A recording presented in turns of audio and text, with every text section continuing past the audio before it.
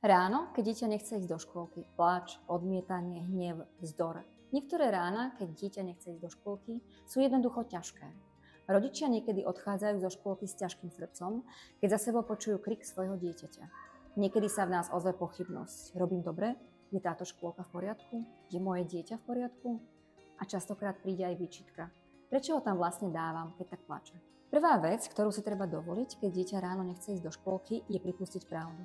Nie každé dieťa ide ráno do škôlky s úsmevom a nie každému dieťaťu je v škôlke dobre každý jeden deň.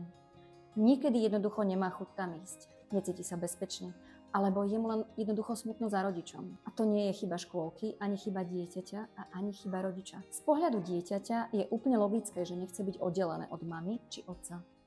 Dieťa nevníma dôvody, prečo musí rodič ísť do práce. Nevidí logistiku rodinného rozpočtu ani potrebu fungovať. Vidí len to, že musí ísť niekam, kde to možno nie je celkom podľa jeho predstav. A to, že rodič odchádza. Z pohľadu rodiča je zase škôlka často nutné riešenie, ktoré je zároveň aj to najlepšie dostupné riešenie. Rodič musí pracovať, živiť rodinu. Niekedy si musí vydýchnuť, postarať sa o seba alebo aj o iné deti. Je úplne v poriadku, že si zvolí možnosť dať dieťa do škôlky, kde on bude postarané s láskou. Tu vzniká priestor na porozumenie. Čo ak dieťaťu naozaj nie je dobré? Čo ak to, že dieťa nechce chodiť do škôlky, nie je len rozmar ani manipulácia, ale reálna emócia, ktorú my len nechceme vidieť, lebo by bolela. Lebo ak by sme si priznali, že naše dieťa nechce ísť do škôlky, možno by to v nás niečo otvorilo. Možno pocit viny, možno smútok, možno hnev, že musíme ísť do práce a nemôžeme byť s ním doma. Alebo s ním jednoducho doma vydržať nedokážeme. Možno len bezmocnosť, že musíme robiť rozhodnutia, ktoré nie sú ideálne ani pre nás, ani pre dieťa.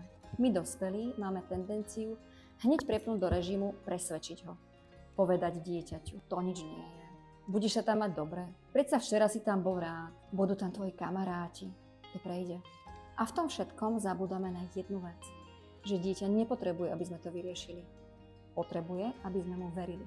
Aby sme verili v to, čo cíti. Aby sme mu povedali, vidím, že sa ti tam dnes vôbec nechce. Úplne to chápem. Nechceš ma pustiť. Je ti smutno. Je ti ťažko.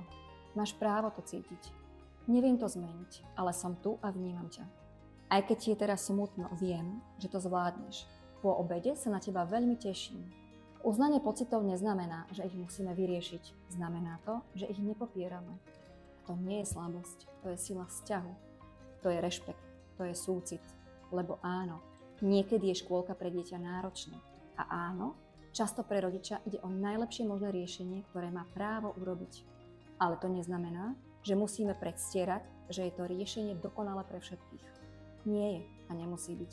Dieťa má právo nesúhlasiť, má právo plakať, má právo byť smutné. A my máme právo cítiť, že by sme si prijali, aby to bolo inak. Ale aj tak sme v tom spolu. A to je najdôležitejšie.